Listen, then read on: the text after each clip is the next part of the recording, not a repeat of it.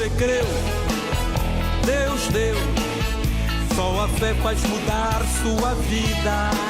Você creu, Deus deu. A promessa em você será cumprida. Josué preparou todo o povo para atravessar o Jordão. É no nome do Senhor e Salvador Jesus Cristo de Nazaré que nos reunimos, ó meu Deus, nesta manhã. Ah, meu Pai, aqui viemos para aprendermos contigo, meu Pai. Pois foi o Senhor mesmo que disse: vinde, pois, e aprendei de mim. Ah, meu Senhor, nós necessitamos, dependemos, Pai, dos seus ensinamentos, das suas instruções, das suas diretrizes. Porque a nossa vida, meu Pai, ela não deve ser governada e dirigida por nós mesmos, mas a nossa vida deve ser conduzida pela tua santa, pura e preciosa palavra. Palavra essa, meu Pai, que não muda. Palavra essa que é eterna. Palavra essa que, segundo a Sagrada Escritura, ainda que passe os céus e a terra, ela permanece. Então venha, meu Pai, venha, eu te peço, se revelar a nós. Venha, meu Deus, nessa manhã, falar, ó Deus, ao nosso coração, meu Pai. Não aquilo que simplesmente queremos, mas sim de fato aquilo que necessitamos, que precisamos. Ah, meu Senhor, eu me lembro das palavras de Pedro, quando ele dizia: para onde iremos nós, se somente o Senhor é que tens as palavras de vida eterna? Ah, meu Senhor, Pedro entendeu e compreendeu o que todos nós devemos entender e compreender: que não há vida fora do Senhor. Somente o Senhor é que tem a palavra da salvação. Por isso que o Senhor é e sempre serás o Deus da nossa vida, o Deus da nossa salvação. E graças te damos, Pai, graças te damos, ó Senhor, por tudo que tem feito por nós. Levante as suas mãos, igreja, e diga comigo: Senhor meu Deus, o meu coração está aberto para receber a sua palavra, e o Senhor tem liberdade para falar ao meu coração, em nome de Jesus. E vamos aplaudir o Deus da vida. E glória a Deus. Oh, meus irmãos, bom dia. Que Deus abençoe a todos. Amém. Vamos sentar.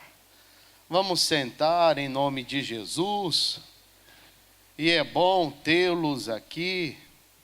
E é bom estarmos aqui. E é bom termos a oportunidade de mais uma vez aprendermos com a palavra do Senhor. Amém, meus irmãos? Glória a Deus. Se tem uma coisa que é importante para nós, é darmos ouvidos à palavra do Deus vivo. Porque ela é a única que tem condições de mudar a nossa vida. Não é a pregação ainda não, tá? Mas lá em Atos, se eu não estou enganado, é capítulo 14. Põe aqui para mim, Alice, Atos 14, versículo 7. Põe no versículo 7. Pronto, é aí mesmo, ó. E ali pregavam o que, irmãos? O Evangelho. Deixa eu explicar uma coisa para vocês. O Evangelho tem que ser pregado, viu, irmãos? O evangelho tem que ser pregado através da minha vida, através da sua vida, da nossa vida. Porque nós temos que dar condições para que todas as pessoas conheçam esse evangelho que tem o poder de mudar e transformar vidas. Eu sempre comento com vocês o seguinte: o evangelho, ele é completo. Quando eu estava começando, na caminhada com Cristo, eu gostava muito de ouvir aqueles CDs de pregação que vinha na revista Graça Show da Fé. E o missionário, numa das pregações dele, ele dizia que ele foi o primeiro pastor do evangelho completo a estar na televisão pregando. E de fato, o foi. E aquilo ficou na minha cabeça, o evangelho completo. Aí eu fui, procurar ver o que é o evangelho completo. E eu cheguei na seguinte conclusão, irmão: que o evangelho completo, ele realiza tudo isso que eu tenho comentado com vocês. Ele cura, liberta, transforma, prospera e o que mais? Nos salva. Claro que, vamos dizer assim, numa linguagem mais formal, a cereja do bolo é a salvação. Só que a salvação, ela vai se concretizar de fato quando fecharmos os olhos aqui. Ou seja, o dia que fecharmos os olhos nesse plano terreno, o dia que morrermos, para ser mais claro, aí sim nós vamos estar com Cristo na glória, com a salvação assegurada. Agora, enquanto estivermos aqui nesse plano terreno, nós temos o direito de desfrutar das bênçãos que Deus tem para nós. E elas vêm através do evangelho. Por isso que eu falei, ela cura. Se alguém precisar de cura, seja ela qual for, cura física, emocional, espiritual, irmãos, o Senhor Jesus continua curando, Ele não mudou não, viu? Tem pessoas aí, que acham que não, que cessou o período dos milagres. Salvo engano. Basta nós vermos aí na programação da igreja o que Jesus tem feito. Pastor, tem gente que crê nisso? Sim. Os sensacionistas, acham que cessou aquela operação de milagres e maravilhas. Não, Deus continua. Então Ele cura, Jesus cura, repito, cura física, emocional, espiritual, continua curando. Então o evangelho cura, liberta os oprimidos, irmãos. Quantas pessoas estão aprisionadas nas prisões espirituais? Jesus liberta. Vidas sendo transformadas. Quantas pessoas, irmãos, quantos relatos lindos nós temos aí, quando você acompanha a programação da igreja, a sua própria vida é um relato de que Jesus transformou a sua vida, é ou não é verdade? Como é que não? Quantas vezes você assistiu a novela da vida real e você viu lá vidas sendo transformadas pelo poder do evangelho? Então olha só como é de fato que Jesus cura, liberta, transforma e prospera. Prospera em todos os sentidos, tá? Porque a palavra prosperidade, ela não se aplica só no quesito financeiro, mas Jesus também prospera nesse sentido, tá? Também, mas não se aplica só nisso. Prosperidade se aplica em todas as áreas da nossa vida e nós podemos ver o Senhor Jesus operando isso. Então esse evangelho que deve ser pregado é esse evangelho completo, que cura, liberta, transforma, prospera e o que mais? Salva. E é justamente isso que Paulo estava fazendo nesse lugar. E olha o que aconteceu. Passa para mim, Alice. E estava sentado em Listra, que era o lugar, que Paulo pregava, certo varão, o quê? Leso dos pés, coxo desde o seu, o quê? Nascimento, o qual nunca tinha o quê, gente? Andado. Esse homem nunca fez o que eu estou fazendo aqui, Esse homem nunca fez o que você faz todos os dias, que é andar. Ele era paralítico. Nasceu com essa deficiência, com essa incapacidade. Mas olha como é que o evangelho transforma. Olha só, Olha a continuação do texto, ó. Este homem ouviu falar Paulo. O que Paulo estava falando? Ele estava pregando o evangelho. Que fixando nele os olhos e vendo que ele tinha o que, gente? Fé para ser curado, disse em voz alta: levanta-te direito sobre teus pés. Aqui Paulo determinou, né? Usou o poder da determinação. E ele fez o que, gente? Saltou e andou. Peraí, o evangelho mudou ou não mudou a vida desse homem? Agora ele não era mais o paralítico, agora ele era um ex-paralítico. O evangelho faz a pessoa ser um ex-drogado, um ex-prostituto, um ex-traficante. O evangelho muda a vida das pessoas, irmãos. E é esse evangelho que tem que ser pregado através da nossa vida. Amém? Glória a Deus. Vamos para a palavra do Senhor? Eu quero que você abra a sua Bíblia. Para quem tem vindo na igreja esses 2 últimos cultos, nós estamos fazendo um estudo a respeito de algo que aconteceu durante o reinado de um rei chamado Ezequias. E hoje eu quero continuar falando dele, tá? Abra sua Bíblia, por gentileza, lá no livro das Crônicas, lá no Antigo Testamento, gente. O segundo livro das Crônicas, capítulo 32.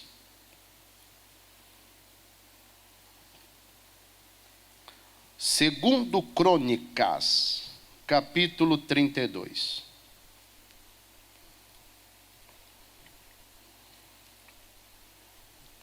Todos encontraram?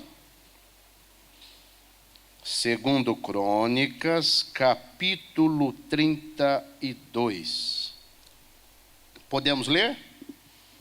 Vamos lá.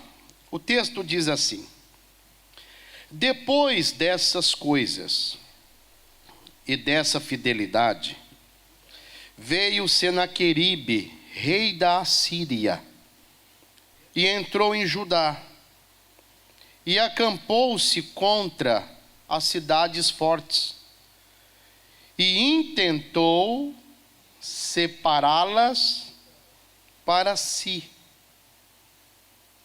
Vendo, pois, Ezequias que Senaqueribe vinha, e que o seu rosto era de guerra contra Jerusalém, teve conselho com os seus príncipes e os seus varões, para que se tapassem as fontes das águas que havia fora da cidade, e eles o ajudaram. Irmãos, olha só, vamos entender algo muito importante. Bom, primeiro deixa eu falar um pouquinho a respeito do Ezequias. Eu vou até falar de uma forma mais resumida, porque já falamos bastante esses dias. Mas o rei Ezequias, ele foi um rei extraordinário na sua época. Até porque no reino de Judá, que era o reino do sul, esses dias eu até comentava com vocês, né? O reino de Israel, ele permaneceu unido durante o reinado de apenas 3 reis. Quando eu digo unido, porque o reino de Judá era composto por 12 estados, que nós chamamos de 12 tribos. Então essas 12 tribos, elas ficaram sob o governo de um só monarca, de um só rei, durante os reinados de Saul, o primeiro rei de Israel, seguido por Davi e depois por Salomão. Aí depois de Salomão, o reino foi dividido por causa do pecado. Aí passou a existir o reino do norte e o reino do sul.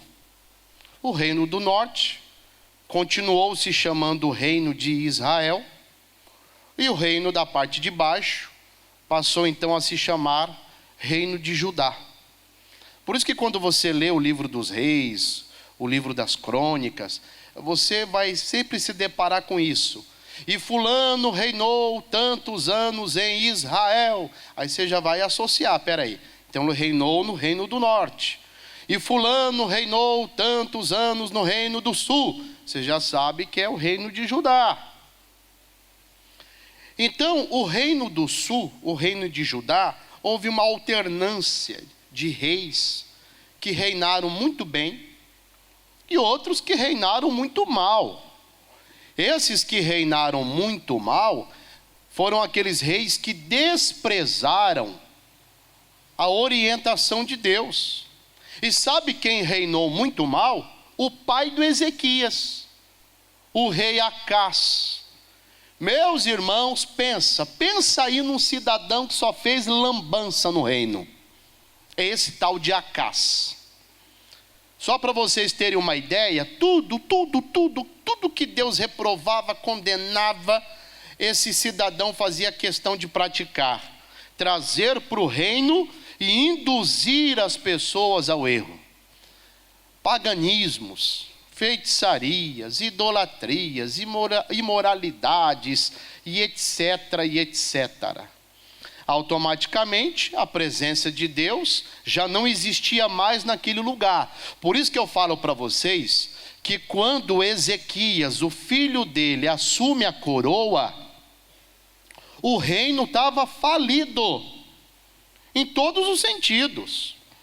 Falido moralmente, economicamente e, principalmente, numa falência espiritual. Olha que tristeza. Então ele, o Ezequias, que é o filho, ele é responsável por uma reforma gigantesca no reino de Judá, irmãos. Uma reforma política e religiosa como nunca. Esse homem começa a reinar, fazendo o que era reto aos olhos do Senhor Deus. Ele simplesmente começa a purificar o reino, destruindo tudo que era oriundo do paganismo e das idolatrias e das feitiçarias. Ele traz de volta o culto a Deus, e aí automaticamente a presença de Deus voltando, tudo foi mudando. E aquele reino que estava totalmente entregue às obras das trevas, agora era um reino da luz, um reino cheio da presença de Deus. E quando estava tudo ajustadinho, quando estava tudo assim, né, na linguagem popular, ó, chuchu beleza, de repente chega a notícia. Qual notícia, pastor? Que um rei poderosíssimo, chamado Senaqueribe, que era o rei da Assíria, a maior potência do mundo na época, resolve tomar Judá para ele. E o que Senaqueribe faz? Prepara o teu gigantesco exército e começa a sitiar Jerusalém, que é onde ficava o rei. Jerusalém agora estava cercada. E Ezequias, quando ele soube disso, quando ele soube que o inimigo estava cercando-o e que estava planejando uma guerra para tomar o reino para ele, Ezequias começa então a tomar medidas. E é justamente sobre as medidas de Ezequias que eu quero falar. Por quê, pastor? Porque elas são importantes para nós. Até porque, igreja, preste atenção, a todo momento, a todo instante, existe um inimigo que nos cerca. Existe um inimigo que quer o nosso mal. Existe um inimigo que cria planos diários para entrar na sua vida e lhe destruir. Existe um inimigo que quer a todo custo te tirar da luz e te levar novamente para onde? Para as trevas. Qual que é o nome dele? Qual que é o nome desse inimigo, gente? Diabo, é ele mesmo. Ele mesmo. Então essas medidas que Ezequias tomou são medidas que nos ajudam a entender o que devemos fazer. para nos proteger contra as investidas do diabo e de seus planos malignos e astutos. E a primeira coisa que Ezequias fez é algo que muito nos ensina. O que, pastor? Preste atenção. Para que você entenda isso, é necessário você entender um pouquinho da geografia daquele lugar. As cidades, no passado, elas se assemelham hoje, nos dias atuais, com os chamados condomínios, né, fechados. Tem gente que mora em condomínio. Então, um monte de casas dentro de um espaço. E ali existem muros que guardam todas aquelas casas, né? Tem a guarita da entrada, da saída, tem lá o vigilante, o segurança, piriri, pororó. No passado, as cidades também tinham os muros, as suas muralhas, que serviam de, né, proteção. E o que acontece? Fora da cidade, havia ali uma fonte de água. Essa fonte de água automaticamente criava ali um tanque, abastecia um tanque, e é aquela água ali que abastecia a cidade. E o que acontece? Ezequias falou, peraí.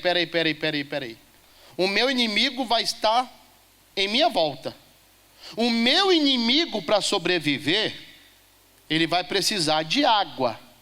Eu vou deixar a água aqui à vontade para ele? Vou nada. Ezequias então se reúne com as suas autoridades, e o que Ezequias faz? Ele fala, vamos tapar as fontes externas. Eu não vou deixar água lá fora para Senaqueribe e o seu exército beber, não. E Ezequias então desvia aquele canal, um serviço de engenharia fantástico para aquela época, e as águas que jorravam fora, agora passam por dentro da cidade. Os únicos que teriam acesso à água era o povo de Jerusalém. E o que isso nos ensina, pastor? Gente, água simboliza vida. Você não pode dar vida ao teu inimigo. Você não pode dar água para o teu inimigo. Ou em outras palavras, você não pode fortalecer aquele que quer o teu mal. E tem gente que ajuda. Tem gente que parece que pega um copo d'água e vai lá, ô diabo, você quer? Mata aqui tua sede. Gente, tudo que é uma fonte de vida para o seu inimigo, para o teu adversário, que é o diabo, você tem que fechar, tapar. Nós devemos fazer isso. E o problema é que às vezes a pessoa está lá, deixando uma fonte aberta, jorrando. Aí é tudo o que ele quer. Aí é tudo o que ele precisa, o que ele necessita. E nós devemos começar, irmãos, a tapar essas fontes. Aí você chega e pergunta, tá, pastor, mas tapar o quê? Porque assim, pastor, adulterando eu não estou, me prostituindo eu não estou, matando eu não estou, roubando eu não estou. Eu vou tapar o quê? Irmão, sabe qual é o grande problema do povo de Deus? É porque às vezes quando nós falamos sobre pecado, sobre dar abertura a Satanás, a pessoa sempre associa dessa forma. Peraí, não estou matando, não estou roubando, pelo contrário, estou fazendo mal a ninguém, então eu não tenho com que me preocupar. Cuidado, até porque muitas das vezes a pessoa se resguarda de tudo isso, mas existem outras coisas que ela não se resguarda, ela não se preocupa, e aquilo ali tem sido uma fonte de água que jorra, e o inimigo está lá, bebendo dela. Quer ver uma coisa? Tudo que se aplica a ressentimentos. Tem gente que não dá muita atenção a isso. A pessoa está lá com o coração cheio de ódios, mágoas, desejos ardentes de vingança. Isso daqui está jorrando água, é aí que o inimigo está matando a sede dele, e a pessoa não se preocupa em fechar. Irmãos, nós temos que entender algo importante, preste atenção. Todo tipo de ressentimentos, e quando eu falo ressentimentos, você pode englobar todos eles, tá? É um sentimento que não provém do Senhor. Se não provém de Deus, por que eu vou ficar alimentando isso no meu coração? E só tem um jeito de você se libertar desses sentimentos nocivos à sua saúde espiritual, é através do perdão. E uma coisa é fato, na sua vida em algum momento, você vai ter que oferecer perdão a alguém. Alguém que te machucou, te caluniou, te feriu, te passou para trás, te prejudicou e etc, etc. Ah, pastor, mas não é fácil. Bom, não ser fácil é uma coisa, ser impossível é outra. Mas o que eu quero te conscientizar, que se você tem algo a perdoar e você não perdoa, isso é uma fonte que está aberta na sua vida. E o diabo está lá, matando a sede dele nela. Até porque, gente, em 2 aos Coríntios, capítulo 2, põe para mim aqui, Alice. Paulo está dizendo assim, e a quem perdoardes alguma coisa, também eu. Porque o que eu também perdoei, se é que tenho perdoado, no sentido, se é que tenho alguma coisa para perdoar, por amor de vós o fiz, na presença de quem? De Cristo. Aí ele diz isso daqui, para que não sejamos vencidos. Por quem? Por Satanás. Aí ele conclui dessa forma, porque não ignoramos os seus ardis. Então, olha o que Paulo nos faz refletir. Alice, põe para mim esse mesmo texto na NTLH para mim, filhinha, por favor. É uma outra versão, tá, gente? Só para você entender melhor. Olha o que diz. Quando vocês perdoam alguém, eu também perdoo. Porque quando eu perdoo, se é que de fato tem alguma coisa a perdoar, faço isso por causa de vocês, na presença de Cristo. A fim de que Satanás, olha só, não se aproveite de nós, pois conhecemos bem os planos dele. Gente, olha só, Paulo está falando o seguinte: se vocês têm alguma coisa para perdoar, e vocês não perdoam, vocês estão sendo vencidos por Satanás. Isso é muito sério, sabe por quê? Quando Pedro escreve a carta dele, Pedro ele diz o seguinte, se de alguém eu sou vencido, do tal eu me faço servo. Irmão, eu sou servo daquilo que me vence. Se eu sou vencido pela mágoa, ou seja, ela é maior do que o meu ato de perdoar, automaticamente eu estou dizendo o quê? Que o demônio que está por detrás daquela mágoa é maior na minha vida. Ou seja, eu me inclino a ele, porque ele consegue fazer com que ao invés de eu liberar o perdão, eu venha preferir guardar o quê? O ressentimento.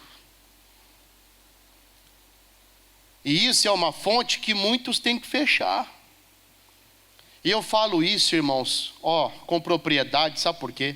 Irmãos, a gente lida com o ser humano há um certo tempo já. E às vezes você vê pessoas assim que você olha para ela é íntegra, irmão. Mas como tem coisas que somente o interior dela mostra, tem coisas que somente ela sabe, e Deus também sabe, obviamente. Mas na medida que você vai conversando com a pessoa, você percebe que ela necessita de perdoar. Aí você aconselha a pessoa, aí você muitas vezes pergunta, né? Quando foi aquilo? Quando aquilo aconteceu? E você pensa que é coisa fresquinha. Você pensa que é coisa assim de 1 mês atrás, 2 meses atrás. E às vezes, gente, aquilo que faz a pessoa sofrer, aquele ressentimento, sabe? Aquela mágoa misturada com ódio, misturada com desejo de vingança. Aquilo ali, gente, é coisa que já acompanha a pessoa há décadas. Ou seja, há décadas a pessoa guarda aquilo. Ela não consegue se libertar daquilo. E por que não consegue? Porque o único remédio que livra a pessoa das doenças da alma é o perdão. Ô irmão, ninguém vai na farmácia e chega lá pro rapaz da farmácia e fala: ô farmacêutico, me vende aí um Magoatex. Eu quero um Magoatex de 100 miligramas, viu? Que eu quero me libertar dessa mágoa. Não, você não vê. Isso não existe, gente. Por isso que nós temos que entender uma coisa. A própria Bíblia diz: aquele que está em Cristo, nova criatura é. As coisas velhas são o quê? Passadas. Irmão, entenda uma coisa.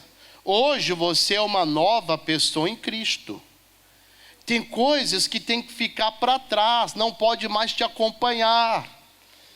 Se você tem essa dificuldade de perdoar, para liberar o perdão para quem te ofendeu, para você se libertar desse câncer da alma chamado mágoa, meu irmão, você precisa urgentemente se prostrar aos pés do Senhor, clamar por ajuda, se fortalecer em Deus, para que você possa perdoar. Porque se isso não acontecer, esse ressentimento trava a sua vida. Isso te perturba, irmão. Por isso que lá em Hebreus 12, 15, vamos dar um pulinho lá? Deixa marcadinho aqui o livro das crônicas, viu? Deixa marcadinho, nós já vamos voltar aqui. Vamos lá, Hebreus capítulo 12. Acharam? Hebreus 12, 14. Diz assim: segui a paz com todos e a santificação, sem a qual ninguém, o quê? Verá o Senhor. Aí ele emenda o assunto, ele emenda, tendo cuidado de que ninguém se prive da graça de Deus e de que nenhuma raiz do que, gente? De amargura, brotando, faça o quê? Vos perturbe, e por ela muitos o quê? Se contamine. Então aqui o escritor de Hebreus está falando: olha, vem cá, nós temos que viver uma vida santa para que possamos ver o Senhor, e temos que tomar cuidado com algumas coisas. Ele fala: olha, cuidado para você não se privar da graça de Deus, e cuidado também, ele cita uma outra coisa, para que nenhuma raiz de amargura, que ele faz uma analogia, ele usa, olha só, ele usa a questão de um enraizar, e ele associa isso com a amargura, que são os ressentimentos. Irmãos, essas árvores que tem aqui do lado dessa praça aqui, quer dizer, do lado não, na praça, são árvores, eu não sei, mas talvez estão aí há 50, 60, 70 anos ou até mais, é ou não é verdade?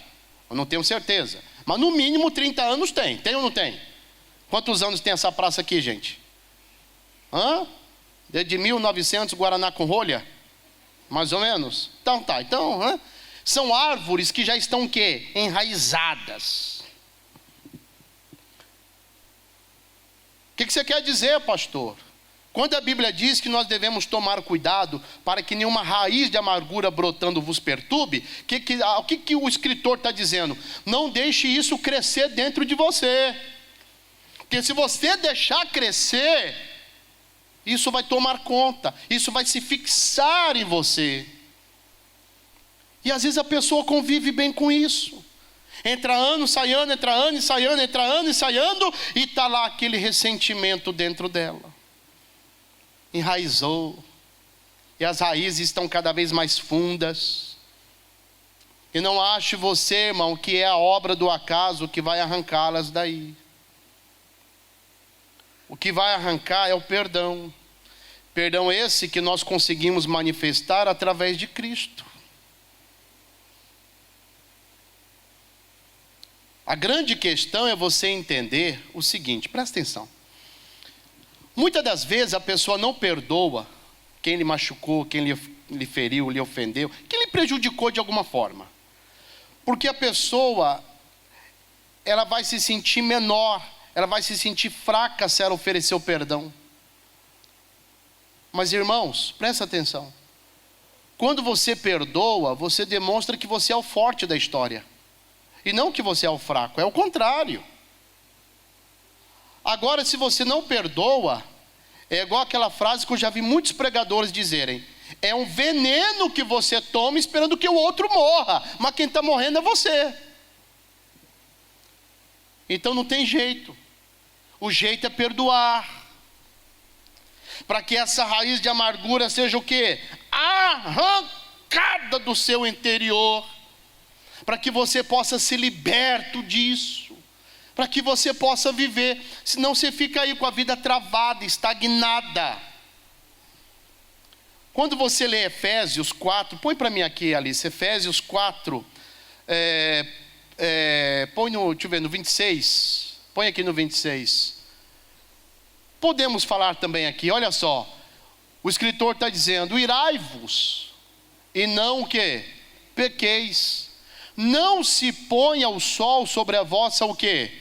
Ira. O que ele está dizendo? Olha, veio a ira, você é ser humano, irmão, nós somos. Veio alguma coisa, pelo fato de sermos seres humanos, uma ira, por exemplo, uma situação que te deixou irado. Mas ele diz: irai-vos, mas não pequeis. O que ele está querendo dizer? Não permita que essa ira seja maior do que de fato você é, maior do que aquele que habita em você. Aí ele fala: ora, irai-vos, mas não pequeis, ou seja, se controle. Aí ele fala: não se põe o sol sobre a vossa ira. O que isso quer dizer? Não deixe o dia acabar, até porque o judeu, ele crê da seguinte forma, né? A forma dele entender um dia para o outro, na época era diferente. Ao pôr do sol, se findava um dia, e automaticamente a chegada da noite iniciava o outro dia. Então, quando o outro dia, né, o pôr do sol vinha, já era outro dia já. Então, por isso que ele fala, ó, não se põe o sol sobre a vossa ira. Não deixe o dia acabar, não deixe o dia terminar, e você não resolver isso. Tem coisa que você tem que resolver, irmão. Porque senão, aquilo vai se enraizando e crescendo dentro de você. Aí ele vai falando mais, ó, irai-vos, mas não pequeis, tal, tal. Aí ele chega no 27 e fala: não deis lugar ao diabo. Ressentimento, tá? Quando você o alimenta, você está dando lugar a Satanás. Aí ele continua falando, ó: aquele que furtava, não furte mais, antes trabalhe, fazendo com as mãos o que é bom, para que tenha o que repartir com o que tiver necessidade. Não saia da vossa boca nenhuma palavra torpe, mas só que for boa para promover a edificação, para que dê graça aos que a ouvem. Aí ele entra aqui, ó: não entristeçais o Espírito Santo de Deus, no qual estáis selados para o dia da redenção. Tá tudo dentro do mesmo assunto, tá? Aí ele chega aqui, ó, no 31. Toda amargura e ira, e o que mais? Cólera, que é raiva aqui, tá? E gritaria, e blasfêmias, e toda malícia, seja o quê? Tirada de entre vós. Ira, amarguras, raivas, tudo que é ressentimentos tem que ser tirado, irmão. Tirado. E isso depende de você. Se você resolve achar que isso não tem problema algum, mal sabe você, voltando para o texto de Ezequias, que é uma fonte que está aberta, que está jorrando água. É uma água que não cessa, está jorrando. E quem está bebendo dessa água? Satanás, aquele que quer o seu mal. É hora de tapar essa fonte. E bem tapadinha. Para que Satanás não tenha acesso à sua vida por esse caminho. Amém, igreja? Volta lá para o texto das Crônicas. Vamos falar de um outro assunto. Volta lá. Segundo Crônicas 32, nós lemos até o versículo de número 3. E vamos ler o 4 e o 5. Podemos? Diz assim: assim muito povo se ajuntou e tapou todas as fontes, como também o ribeiro que se estendia pelo meio da terra. E disseram: por que viriam os reis da Síria e achariam tantas águas? E ele se fortificou e edificou todo o muro quebrado até as torres, e levantou outro muro para fora, e fortificou a Milo na cidade de Davi, e fez armas e escudos em abundância. Além de Ezequias, olha só, ter a brilhante ideia de tapar a fonte e desviar a fonte para dentro da cidade, Ezequias fez uma outra coisa que nós devemos fazer. Ezequias provavelmente montou ali na sua montaria e foi verificar como estavam as muralhas em volta da cidade, os muros. E para surpresa dele, haviam rachaduras em alguns lugares da muralha. Em outros lugares, ela estava literalmente quebrada. E o que Ezequias fez? Mandou restaurar na hora. Porque se ele assim não o fizesse, aquelas rachaduras, aquelas partes quebradas, poderiam ser acesso para o exército inimigo. E o que isso nos ensina, pastor? Meu irmão, outra coisa muito importante. O que Ezequias fez, nós também temos que fazer. Assim como ele foi examinar como estavam as muralhas, nós temos que começar a examinar como estão os muros da nossa vida. É aquilo que está escrito, põe para mim aqui também, filha, 2 Coríntios 13, o versículo é o 5. Olha o que Paulo fala para a igreja de Corinto. Isso daqui é para nós também, tá? Examinai-vos a quem? A vós mesmos, se permaneceis aonde? Na fé. Provai-vos a quem? A vós mesmos. Irmão, isso daqui a gente tem que fazer sempre. Se examinar. É engraçado que a gente tem facilidade de examinar os outros. É fácil, né? É batatulina. E errado, pastor? Não, errado não é não. Não é errado. Por que não? Por que não? Porque a própria Bíblia diz que nós não podemos nos precipitar e chamarmos alguém de santo. Primeiro você tem que examinar. Por isso que a Bíblia diz: provai os espíritos para saber se os espíritos são de Deus. Espíritos são pessoas, tá? É gente. Você tem que examinar, irmão. Você tem que olhar. A dica aí, né? Ô filhinha, você que quer casar. Ou você, né, meu filhinho? Não tem nada de errado em querer casar, tá? Claro, no tempo certo. Para você casar, você vai ter que primeiro examinar a pessoa. Espera aí. Deixa eu ver se essa fulana aqui é de Deus. Deixa eu ver se esse fulano aqui é de Deus. Você vai examinar o quê? Os frutos que essa pessoa produz. Então você vai examinar. Você não vai ser enganado pela aparência. Você olha assim, você fala: nossa, olha, esse aqui é muito feio. Esse aqui pior ainda. Não é nesse sentido. Não que você não tenha que examinar, viu? Tá bom? O exterior também faz parte. Não é isso não, você pode também examinar. Mas você examina o fruto, né, que a pessoa produz, para saber quem habita dentro. Porque é aquela história, gente: quem habita dentro reflete fora. Se é o Espírito Santo que habita a pessoa, os frutos que ela vai, né, produzir estarão em concordância com Deus, com o Espírito Santo. Então você pode examinar as pessoas. Você só não pode cair naquele erro, né, de querer tirar o cisco que está no olho do teu irmão. Olha, o seu olho tem um cisquinho assim, um cisquinho. Enquanto no teu olho tem uma trave desse tamanho. Então temos que tomar cuidado para não cairmos nesse erro. Mas voltando para cá. Mas se tem algo que as pessoas têm dificuldade de fazer, é examinar a elas mesmas. E nós devemos fazer isso. Até para saber se você permanece aonde, gente? Está aqui no texto, ó. Se você permanece aonde? Na fé. Tem hora que você tem que parar e olhar para você mesmo. Se examinar. Porque se tem algo que não pode estar quebrado na sua vida, é o seu muro, gente. O que é o muro quebrado, pastor? Comunhão, irmão. Comunhão com Deus.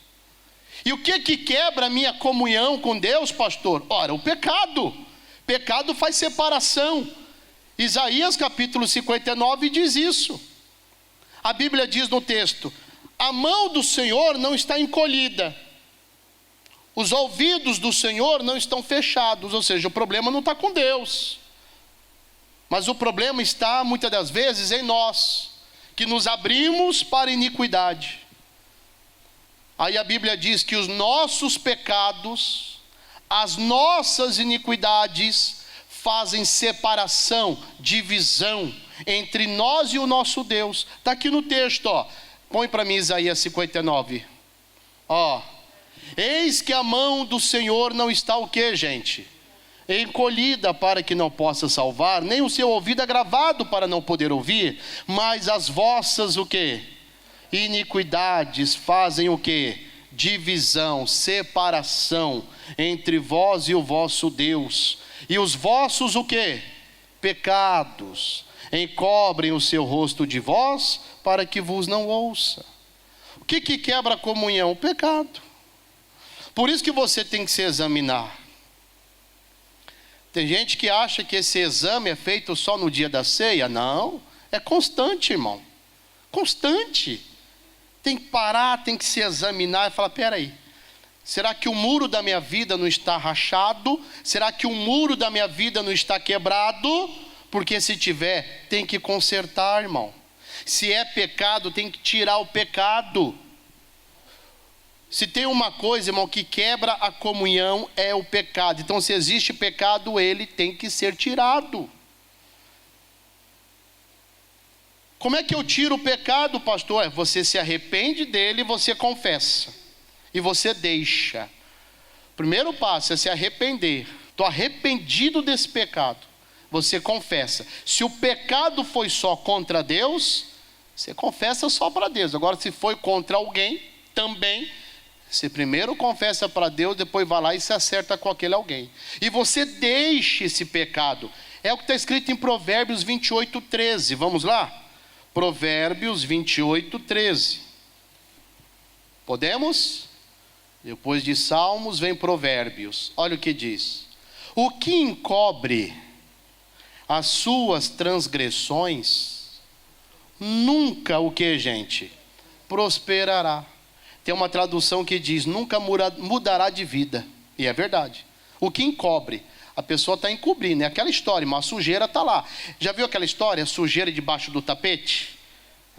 Varre para debaixo do tapete. Deixa lá, está lá. Aparentemente está tudo bem, mas está lá a sujeira. Tem gente que encobre, ela prefere encobrir. Não. A continuação do texto diz o quê? Mas os que as confessa. E o que mais? E deixa. Alcança o que de Deus? Misericórdia. Então é se arrepender. Peraí, eu estou arrependido disso. É chegar diante de Deus e falar: Senhor, eu errei. Eu fui um fraco, uma fraca, me deixei levar pelo momento, fiz isso, fiz aquilo, não deveria, fiz. Estou aqui arrependida, me perdoe, meu Pai. Me perdoe, só sabe que é de verdade o que eu estou falando. Me ajuda, meu Pai. Na mesma hora, irmão, se ele enxergar a verdade no seu interior, na mesma hora, aí se cumpre na sua vida 1 de João 9. Põe aqui para mim, Alice. 1 de João 9, ó. Se confessarmos os nossos pecados, ele é o quê? Fiel e justo para nos perdoar os pecados e o que mais? e nos purificar de toda injustiça. Então tem que haver esse arrependimento acompanhado de confissão. E deixar, abandonar. Aí ele vem e restaura o seu muro, ou seja, restaura a sua comunhão. Aí a comunhão restaurada, gente, você está protegido. Deus está ali com você. Agora, se o muro está quebrado, a qualquer momento o diabo pode entrar na tua vida. Até porque o que diz 1 de Pedro 5,8, lembram? Sede sóbrios. O que mais? Vigiai. Porque o diabo, vosso o quê? Adversário, ele anda onde? Em derredor. Ele fica assim, ó, faz de conta que você é o púlpito. Ele fica assim, ó, te examinando. Opa, deixa eu ver aqui se tem brecha. Deixa eu ver aqui se tem uma parte aqui quebrada, rachada. Ah, se tiver eu vou entrar. Se tiver eu vou entrar. Ah, achei. Pronto, é o que ele queria. E ele entra. E ele entrando, irmão, a destruição é certa. Destrói teu casamento, destrói tua família, destrói tuas finanças. Eu não entendo como é que tem cristão até hoje, irmão, que negligencia o santo dízimo. Tem coragem de tocar naquilo que é do Senhor. Eu não entendo. Tem coragem de tocar naquilo que é do Senhor. Irmão, quando você se apropria de algo que não é seu, como é que chama isso? Roubo.